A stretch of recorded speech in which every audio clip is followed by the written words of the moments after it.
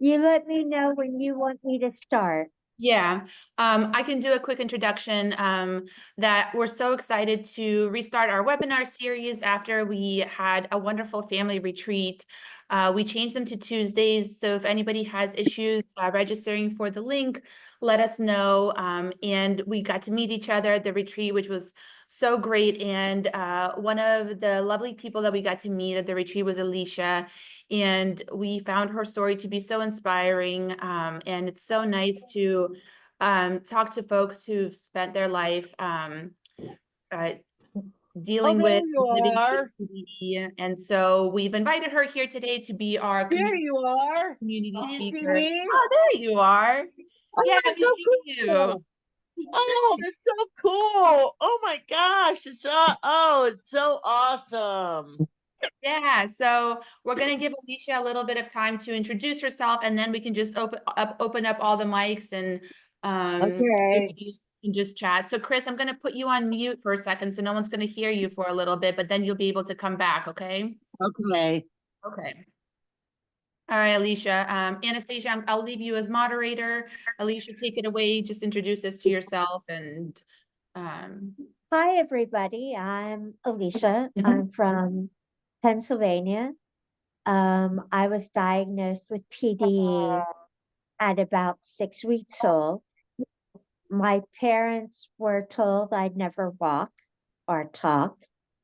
My brother passed away from what we have at 6 months old on my father's chest. My mom was an RN.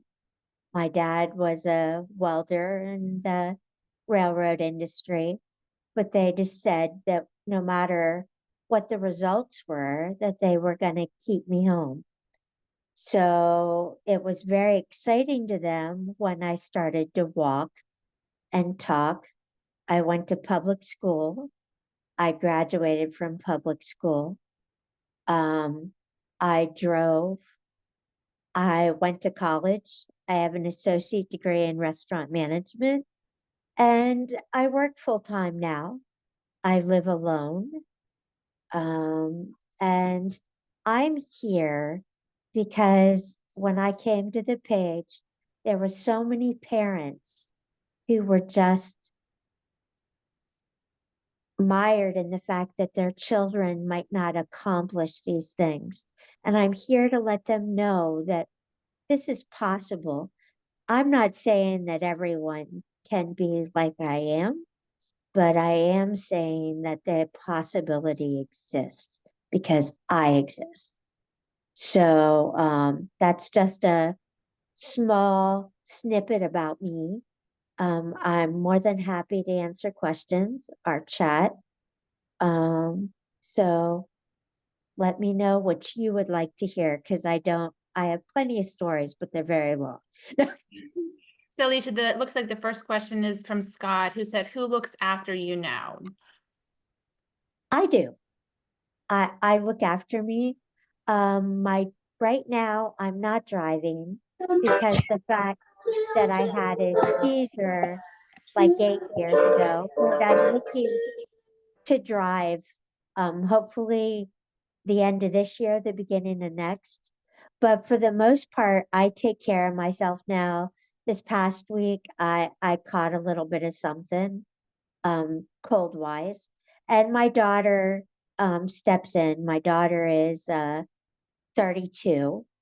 She went to the retreat with me, not because she has to, but just because she wanted to experience that with me. Awesome. Do you want to tell us about, I don't know, you and your daughter have a really beautiful relationship too. Maybe you can just talk about that a little bit. Oh, well, sure. My daughter has been a witness to my seizures. I have grand mal seizures when I have them. She's been a witness twice.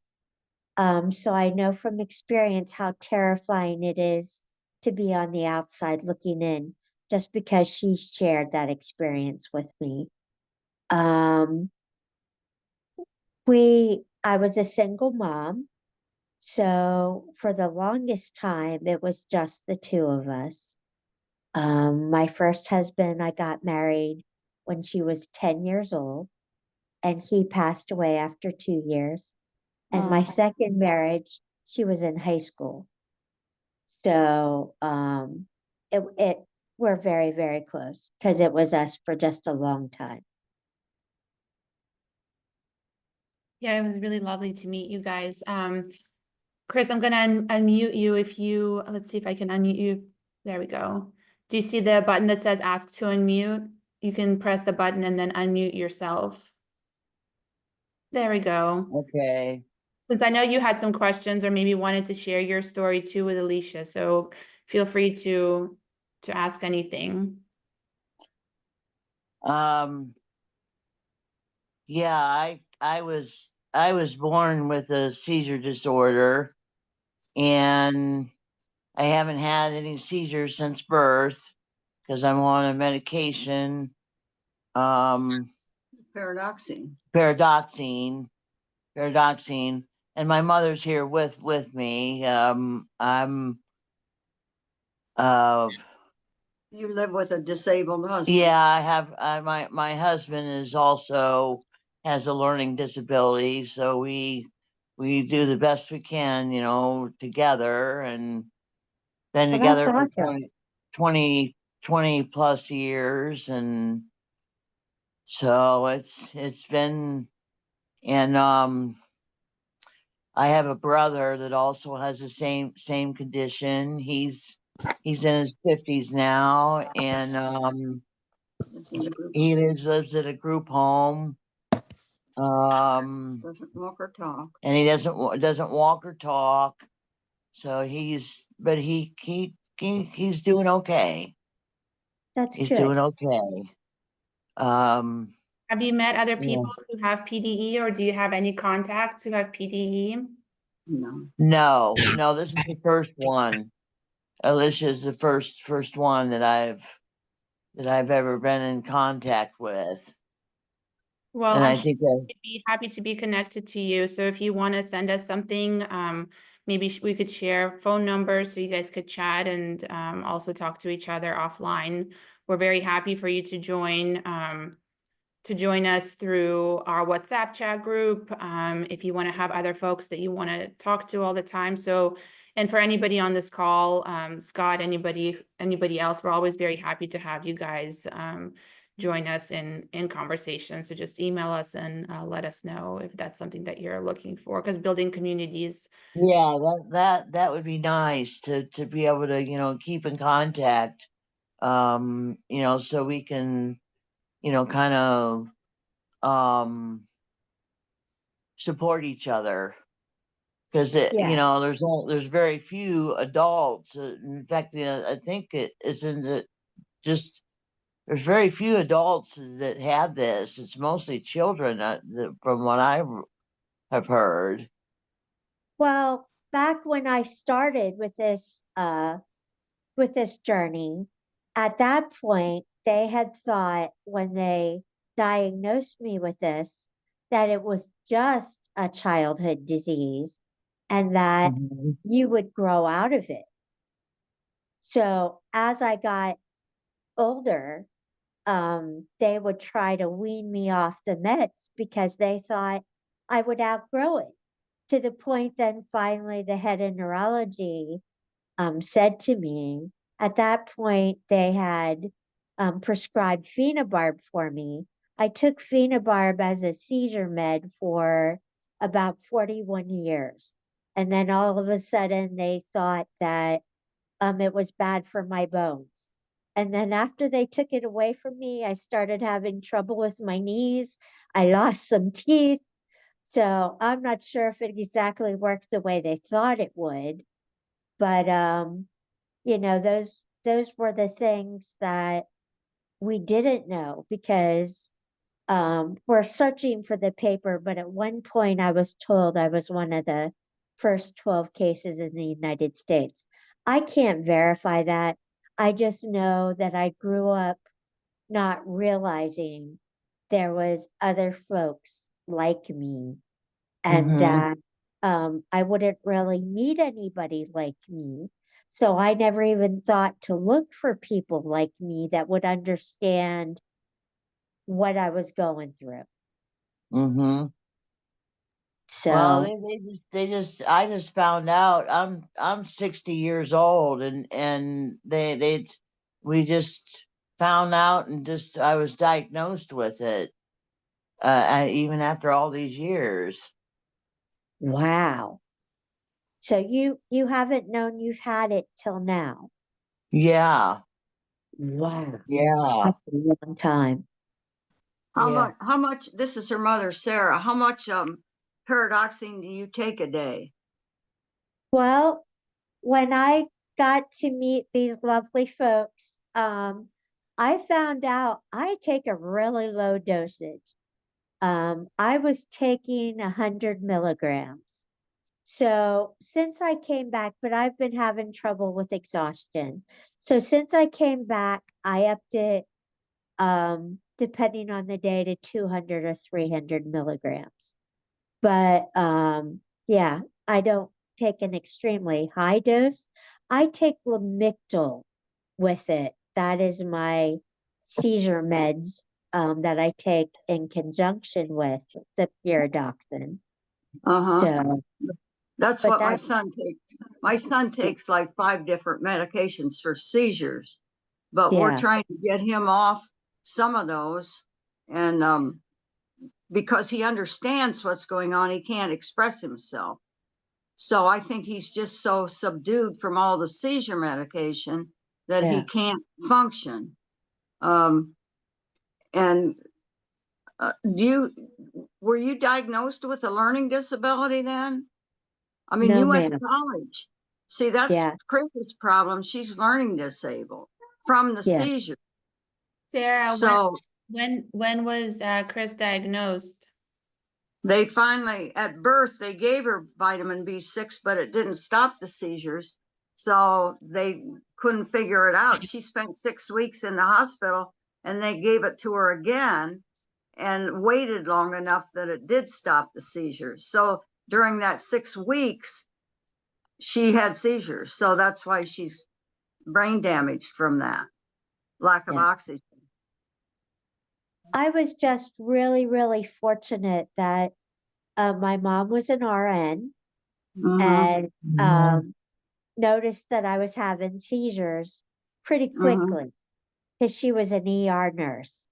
Mm-hmm. So I'm 100% confident that a lot of the reason I can do the things I can do is Right. because I had the parent I had.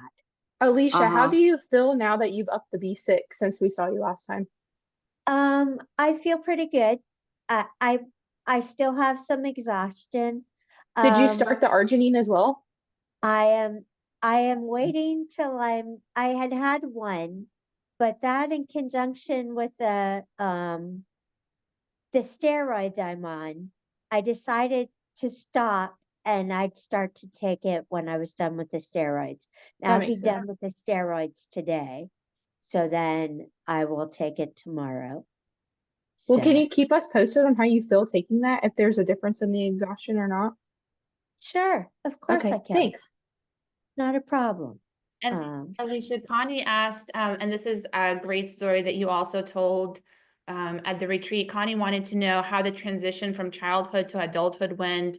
When you finished school, you moved out of your parents' house, if you feel like there were any difficult parts. And I just want you to also mention from what you told me before about how your parents were very protective, and how you were determined to still, live your best life. So. um, as far as the transition between childhood to teenagers, when all those hormones changed, I found out that my seizures, when I would get extremely frustrated or emotional, like really tense, anxious, it would cause me to have seizures, of several seizures while I was a teenager. But obviously, my seizures were controlled. Most of the time it had to do with just med adjustments. The one time they were trying to wean me off my meds and I was running late and I had a seizure. And that was hard to take. But I was able to drive then. So yeah, pretty much I went through everything that a normal teenager goes through. And quite honestly, if you had asked most of the kids I went to school with, not very many knew that I had this condition. So that lets you know that I led a pretty normal life. My parents were very, very protective of me. For the first, I think I finally learned how to ride a bike maybe when I was 12, and only because I Me too. constantly ding donged my parents. Um, I went and I tried out for the rifle corps in the band front, and I was surprised when I asked my dad, and my dad said, "Yes, you can." So I came home and I was so excited because I made the team. And my dad stopped and said, "Ah, I never thought you'd make it. That's why I Mhm. let you." But I I went out of my way to try and be as normal as I could be. It was Mhm. important to me that my condition didn't define me, that I just wanted to do the things that I wanted to do, and that I was going to live the way I wanted to do, not because of my epilepsy, just because of my determination. I think that's good for us parents to hear because I think, especially in my case, since Finley's my first and only child in the trauma bond and the helicopter parenting and stuff, I think it's so nice to hear you say those things and I can sit back and be like, you have to let her live her life and not let her restrictions that I'm holding on to from her being a baby hold her back from living her life. So thanks for saying that. Not a Do problem you at find all. you, do you have any anger issues? Do you find that to be true? No, Okay, Chris no. has she has a lot of anger episodes. Uh, I will tell you that when I have seizures, apparently as I've gotten older, they have significantly changed. It used to be they would just come on and I would have my seizures and then I'd wake back up.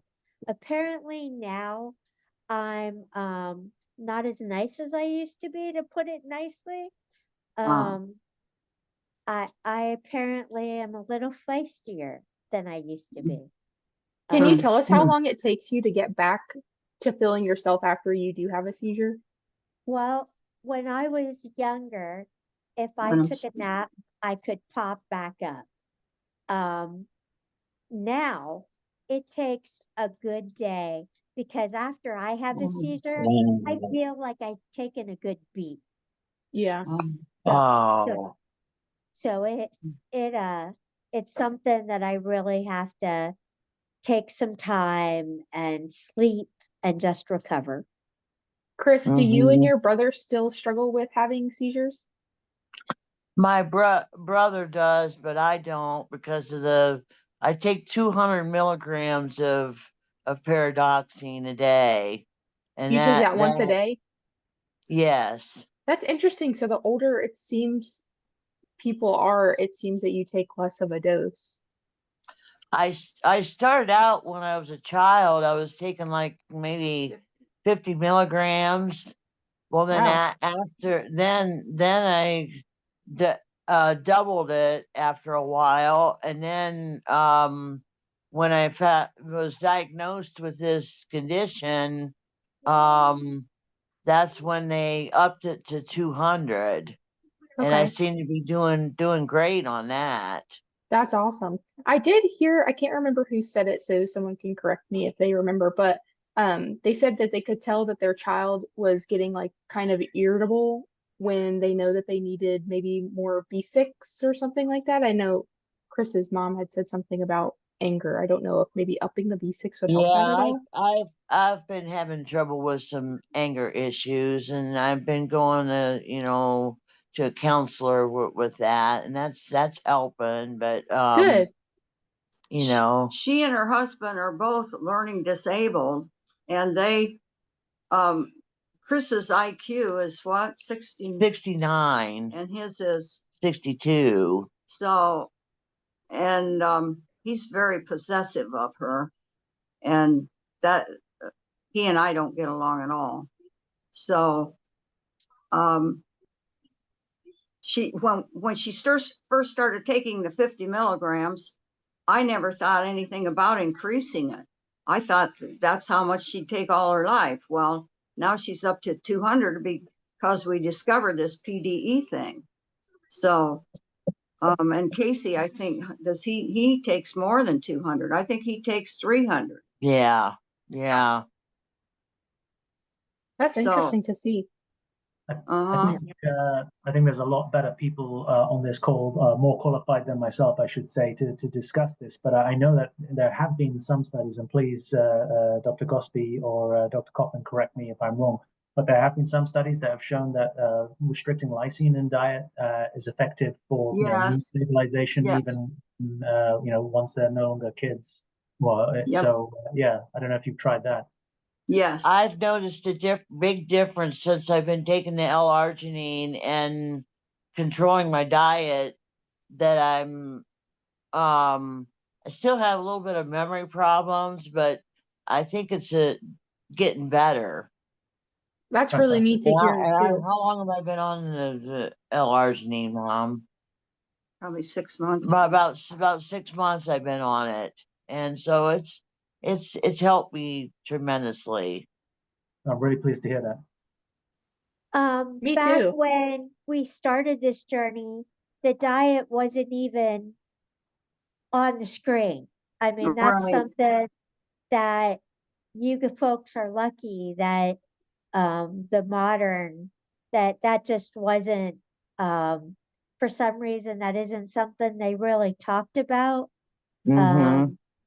or anything. A lot of the genetic stuff that we discussed at the family meeting retreat, a lot of it was very interesting and new to me. Meeting Dr. Coughlin and finding out more about my condition was extremely enlightening. Meeting the fantastic parents that I did and listening to their medical journeys was fascinating to say the least. It really taught me a lot about what I've went through, what I go through, and they're some of the best parents around that I know. Was a real joy getting to meet them. Well, it was a joy for us to meet you too, because like I keep telling you, you give us so much hope for our children. Because for a while I didn't have anybody to talk to, and then meeting you, I'm like, she can do whatever she wants to do. Yeah, Mm-hmm. I do it all. I'm kind of the same way, I'm pretty lucky that I can live a pretty well, normal life, and it's a Yeah, little harder for me to do certain things, but I manage. yes. Well, when I'll be 59 this weekend.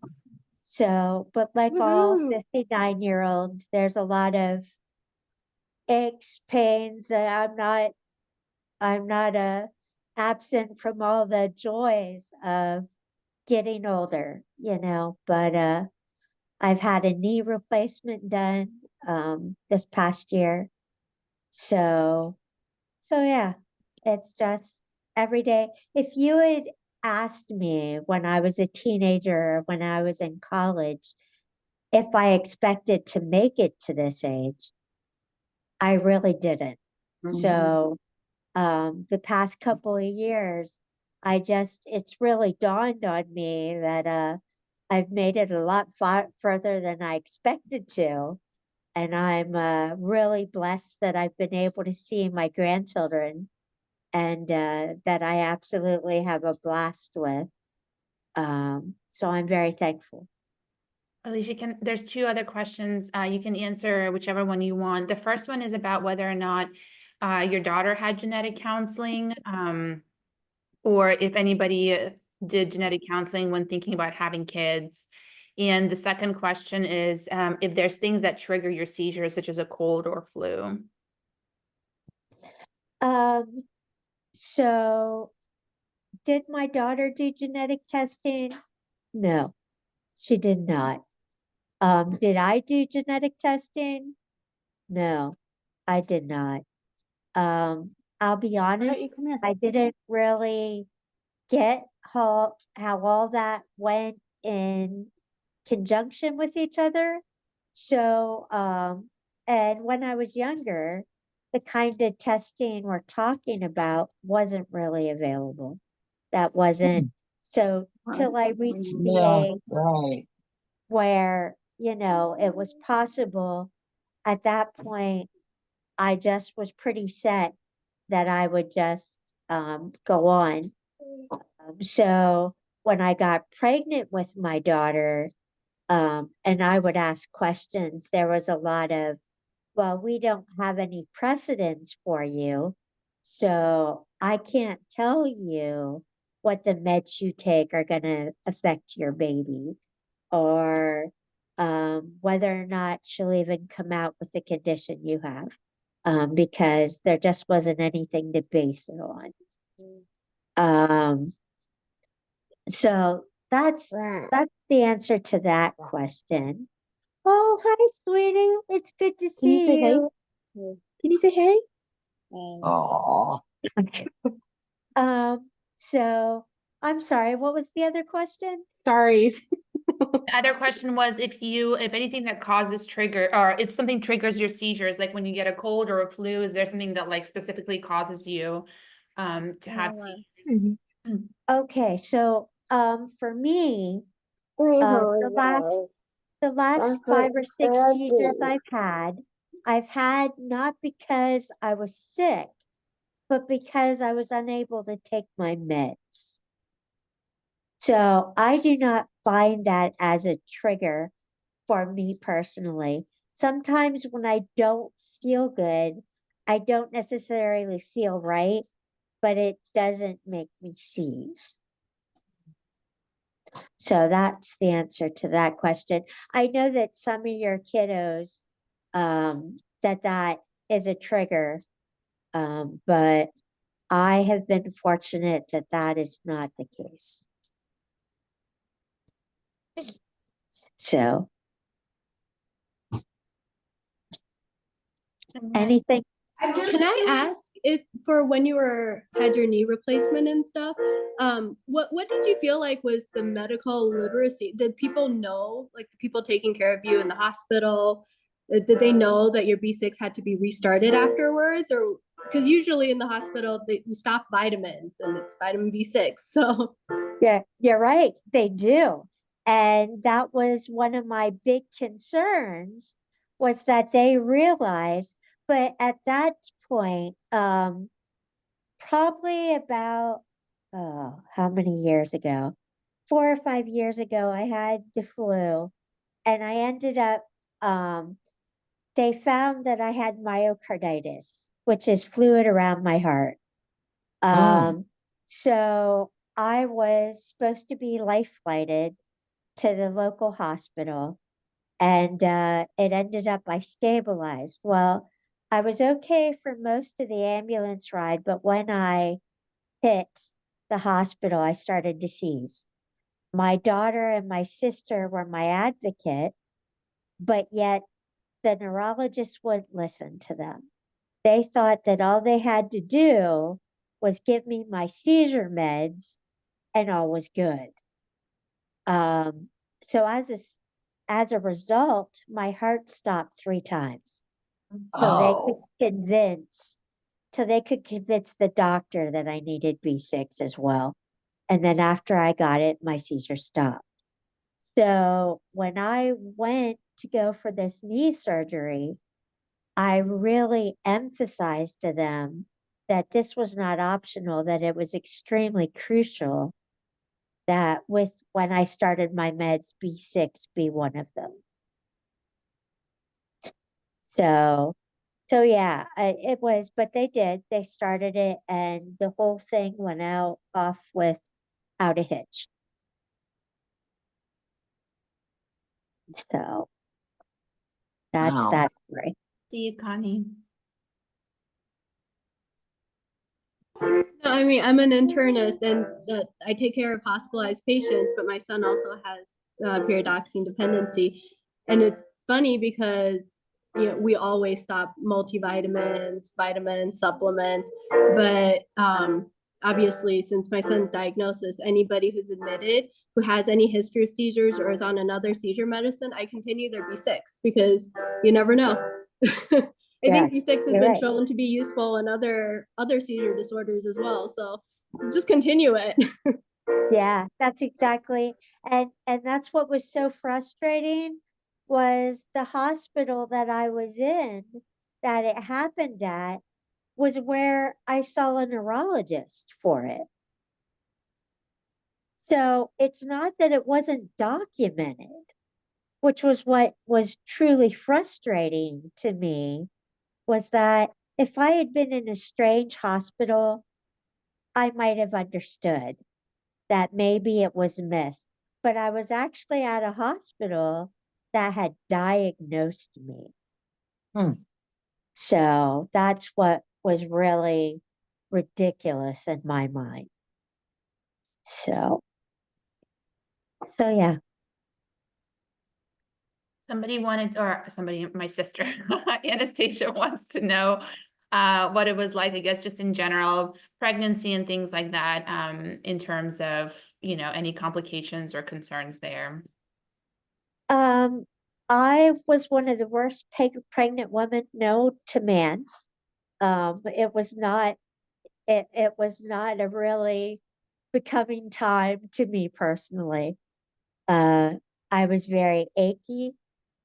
I gained a lot of water weight. At one point, the doctors were concerned, so they had me so I couldn't walk further than a football field. But other than that, everything was pretty normal. Um, you know, I went in to I started my labor on the day before her due date. I went in on the night she was expected. I ended up with a C-section, but it all went pretty relatively okay. That's awesome. So yeah. I've never had any children because the doctor told me to think twice because of my paradoxine, you know, and the fact that my brother, you know, has more problems than what I do. So that's why I thought twice, and I've never had any children. Yeah, my baby sister has nothing. She's 10 years younger than me, and she's perfectly okay.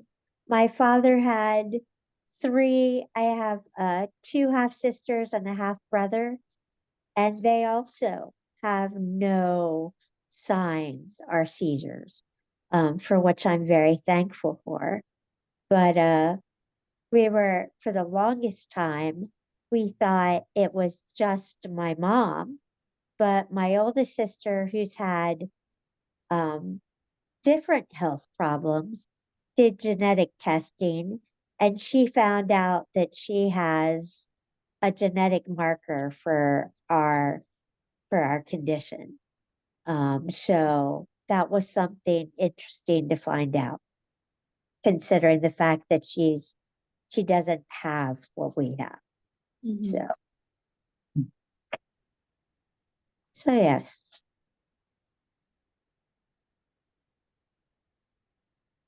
Alecia, just a general sort of question. You know, when you've mentioned sort of that you feel not great sometimes, or just have episodes where you don't feel 100%.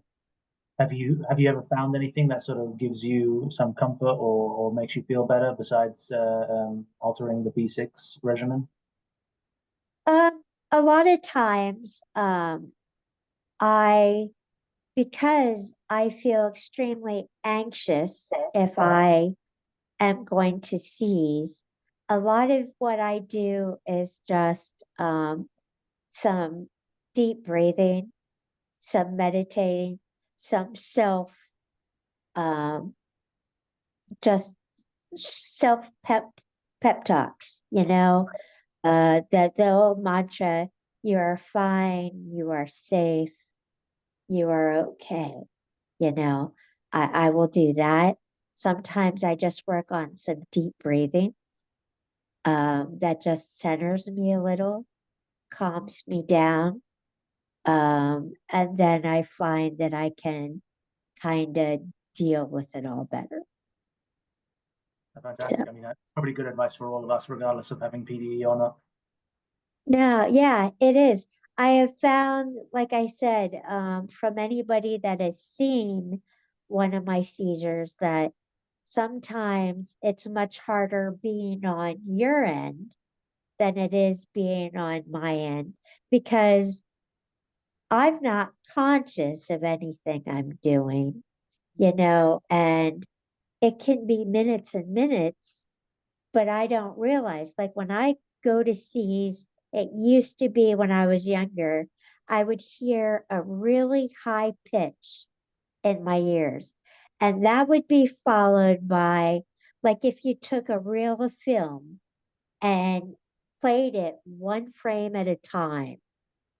And a lot of times during that period, I would think I would reach out or I think I would do something to make it easier.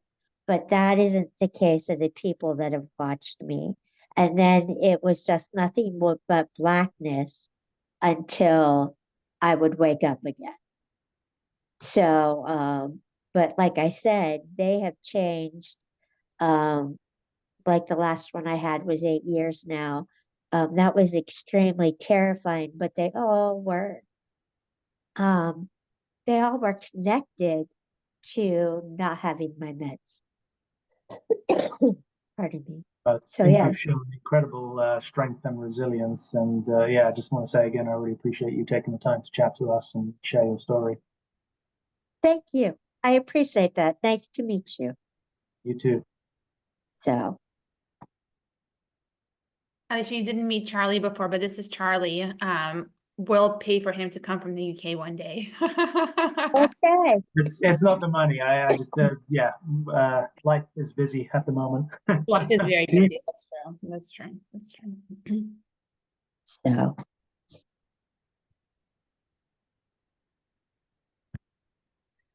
Anybody else want to jump on and ask a question? Can I ask? You may have explained this earlier. Sorry, I missed the beginning. How did you find this group? How were you connected with everything?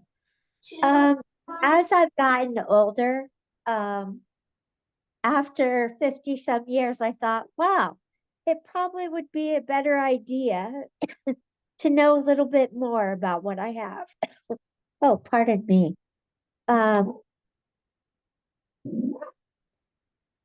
So I was looking up things on the internet and I just happened to come across the PDE page. And when I went on, I I started to see the parents, and I apologize, that's my dog. And I see the parents and their comments. And I just thought, maybe if they knew I existed, that it just be a little bit of reassurance um that things are possible. Because a lot of parents were worried that their child would never be able to do things, that they would have to sacrifice everything. and I just didn't find that. I don't do the diet, but the diet till that came to be around, at that point, um, it just really didn't make sense because I was eating whatever I want, but I also was doing okay. Um, my levels were where they should be. So we just decided to continue on the way I did. So, Funny, if you want to hear a funny story, Alicia would tell it better herself, but as far as I understand it, she sat her daughter down one day and said she wants to go to this retreat to meet this group of people she found online. And I'm not sure that her daughter wasn't too convinced that we weren't just going to sell her liver on the black market. And maybe tell the rest of the story about how you guys landed and were trying to text us to see if it was even happening. well, what made it interesting is at first when I told my daughter about this, my daughter was like, "Mom, are you sure?" And I was like, "Al, I've been following the page for a while. I'm really certain this is okay." So then I was talking to my sister, and she was like, "Are you sure this isn't a bunch of murderers out in the nowhere?" So I was like, "Yeah, I'm pretty sure I'm going to be okay." So she's like, "Well, make sure you let me know when you're settled and you're there." So I got off the plane, and first thing I said was, well, actually, before we even got on the plane, I said, "Hey, I'm on my way, so you guys better be for real." And no response. I didn't get a response till I was getting off the plane in Texas. But Oh. yeah. So imagine she lands in Texas to attend this retreat and we're not answering her. Oh my. So, but yeah, my daughter and I decided no matter what, whether things worked out or whether they didn't, we would have a good time no matter what. I had never been to Texas, so it was a lot of fun for me to go to Texas and to meet everybody. So it was a great experience. Tell us the story of how you told your daughter that you have found this group. That was pretty amusing too. Um, yeah, I was so excited because um I never expected to find anybody like me because I grew up thinking that I was one of few. So the chances of me ever knowing or meeting somebody that had what I had just never even occurred to me. So when I found the page and I found these beautiful little children that had the same thing I did, there was a real um, warm and warm and fuzzy feeling. So I was so excited. And my daughter came to pick me up, and I'm like, "I found people like me." And she's like, "What?" And I'm like, "I found this page, and they're kids, but they're like me." And she's like, "Okay, mom." Like, that's great. And I just was so excited that there were people out there like me because I just didn't expect it. And it was such a blessing. So, yeah. That's the way I kind of feel too, because and then to be able to meet you, Alyssa, is that how you pronounce Nope, your I'm name? Alicia. Alicia's Alicia. my daughter. Alicia. Yeah. Yes, and I never thought that there was I knew there was children out there, but I've heard, and then to be able to meet you, that's awesome. I just think it's Yeah. awesome that I'm able to meet an adult to that has the same thing. Yes. Yeah. It means a lot, doesn't it? Makes you Yes. feel a little less isolated. Yes, it does. It Yeah. does. Yeah. I after I went through the testing and stuff, to see what what was, in my genes and stuff. And so then that's how I found out that there was, you, and then also, there's, the children out there too, but, it, is it rare that it is for like an adult to figure out that they have this disorder? Well, Dr. Coughlin had said that there's like, oh, one of the other folks are going to have to give you the numbers. But I think when you and I were born, like this wasn't something that was even on the radar, you know? Right, So I don't right. think that I think a lot of people only found out they had this unfortunately after they passed. I Oh, think we're wow. just lucky enough that we made it, Yeah, and I think yeah, I'm not saying that there isn't more out there of us. I'm just not sure how many because of the fact that we didn't have that information. We didn't right. we didn't have that possibility. Yeah. It was a lot of trial and error. Like Mm-hmm. when I was growing up, there was a lot of different meds. We did the Dilantin where you had to massage your gums. We did the Keppra. We did, obviously, I took my phenobarb Mm-hmm. to control the seizures. So there was a lot of Mm-hmm. trial and error. Um, Right. so, so yeah. And I think it's absolutely great that some of these kids don't have to take a seizure med, that they can Yeah. control it by diet or just by Mm-hmm. their B6. I think that's such a fantastic thing. Yeah. Sure. So yeah, Yeah. That's the way I feel, because it was, I mean, I can't remember what I was going to say. It's awful. it's But okay. yeah, I know as a child, I never learned how to ride a bicycle until I was like 12 years old. Yeah. And because I had a lot of problems with coordination and that kind of stuff. And Oh so yeah. my parents enrolled me in ballet, and Me I too. loved it. I Yeah. loved it. I I loved could. it. I started in kindergarten and went clear up to the 10th grade. Oh wow. I didn't do it that long. I wanted to twirl a baton. So they Me required too. they required a year of ballet.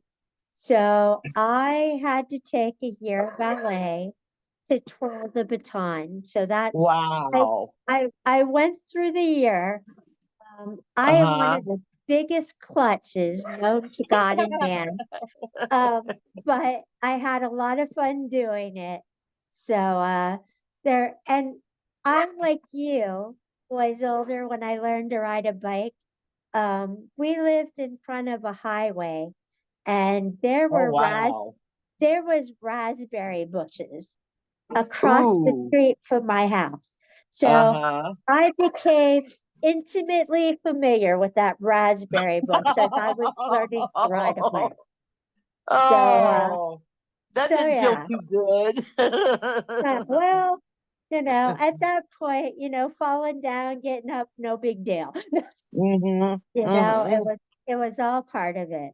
I had I a very, very nice neighbor lady that took me in her backyard, and I had just this little teeny bicycle, and she had just enough slope on her backyard that I could try to, get to ride it. And I finally, after a while, I learned how, and then my parents bought me a new bicycle for my birthday one year, and that was something. Oh yeah, yeah. Lots of fun.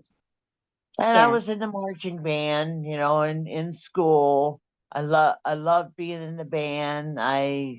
That was one of the only really extracurricular activity that I was in, but because to me, music is really what helps me get through the day sometimes.